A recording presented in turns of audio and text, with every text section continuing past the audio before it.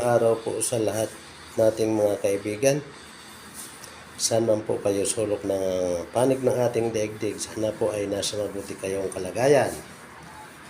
Ngayon po ang lulutuin ko ay sinigang na tambakol yung nasa ilalim. Hinaluan ko ng medyo maliit na tulingan kasi kasama na yung ulam dito ng aso. Nag-isda muna sila ngayon kasi masama sa kanila yung sunod-sunod na manok at baboy. At ito po, haluan natin ng kangkong, sitaw, okra. Yung ating pinapakulong tubig. Ilalagay na natin yung ating tulingan. Yan. Ito yung ulam namin ng aso buong maghapon. Isda muna sila ngayon.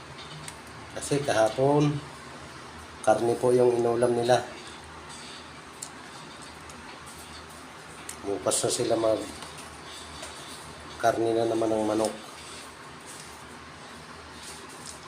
Tapos, mga kaibigan, ilalagay na natin yung ating kangkong.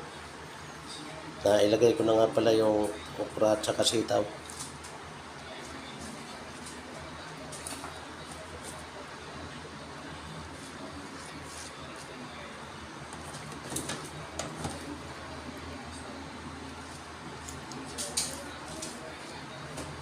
Yan po mga kaibigan, nailagay natin yung ating kangkong.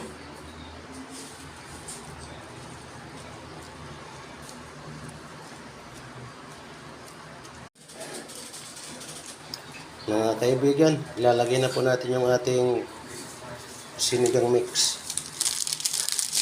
Ayun. Ilagay na po natin.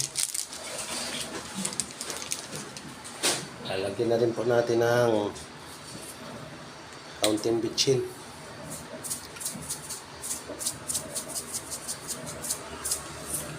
Yan po mga kaibigan. Sa buong maghapon.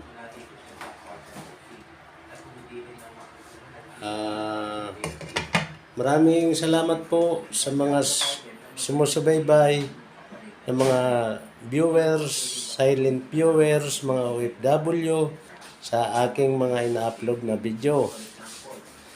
Saan man po tayo sulok ng panig ng ating daigdig, sana po ay ligtas po tayo lahat. Again, I love you all. Bye-bye. Maraming salamat po mga kaibigan. God bless sa ating lahat.